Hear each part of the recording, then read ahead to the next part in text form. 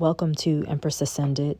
I wanted to address the California wildfires in the context of loss. And I heard Holy Spirit say to me, loss is loss. And what does that mean?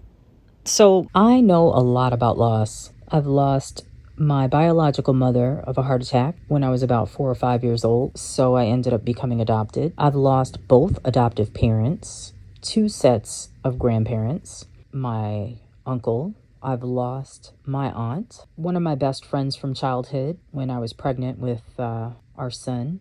I've lost property trying to fight concerning my mother before she passed away due to her Alzheimer's. I've lost a whole lot more. That being said, I know a lot about loss. I understand what it's like to feel utterly crushed in your life. Loss at its core is an emotional experience that transcends socioeconomic status.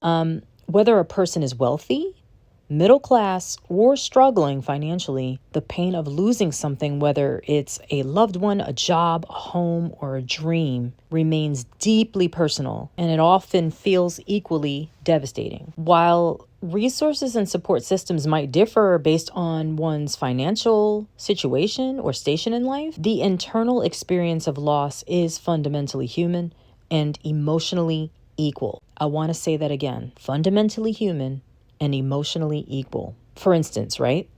Someone with significant wealth might have access to therapy or social support that doesn't necessarily shield them from grief or emotional impact of loss. Then on the other hand, right, somebody who's struggling financially might not have the access to those same resources, yet the emotional toll is just as real. Loss involves feelings of separation, grief, and uncertainty, which are universal. So, concerning the wildfires in California, the idea that loss is loss, no matter what socioeconomical level you're at, highlights the emotional and the psychological impact of losing something or someone in a wildfire, whether it's a home, a community, or a sense of safety. It affects everyone profoundly, regardless of their financial situations. So a wealthy person might lose a multi-million-dollar home, some horses, irreplaceable personal belongings tied to their family legacy. Despite having the financial resources to rebuild or temporarily relocate, the emotional weight of a loss like that can be just as devastating as someone who loses a more modest home or their belongings from childhood. The grief of losing a space filled with memories and the trauma of displacement and the uncertainty about the future are feelings that don't distinguish between economic class. On the other hand, individuals who are economically disadvantaged may not have the financial means to rebuild at all. And the loss might also include more severe disruptions in their livelihoods, such as their health, long-term stability, because they may not have the health care or the ability to rebuild. While the material loss could be more difficult to recover from, still these individuals, the emotional impact, the trauma, the grief, and the fear, it's still present, regardless of how much money they have. It's the common denominator.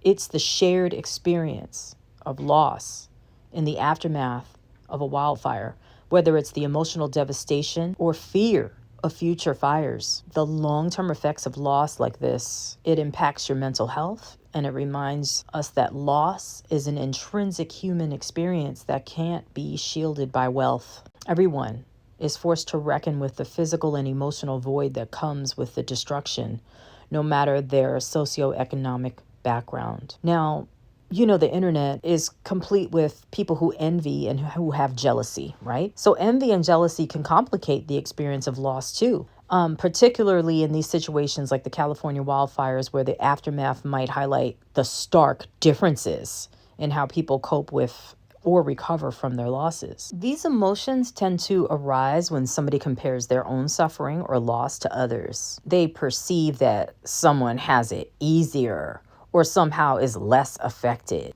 Envy is typically the feeling of desiring what someone else has, often driven by the belief that their circumstances are better than yours. So after a wildfire, for example, right, someone who loses everything might feel envious of those who have more resources, such as financial stability, insurance, or the ability to rebuild more quickly. They might even resent those who have a clearer path to recovery, feeling like their loss is more significant because they lack the means to bounce back as easily.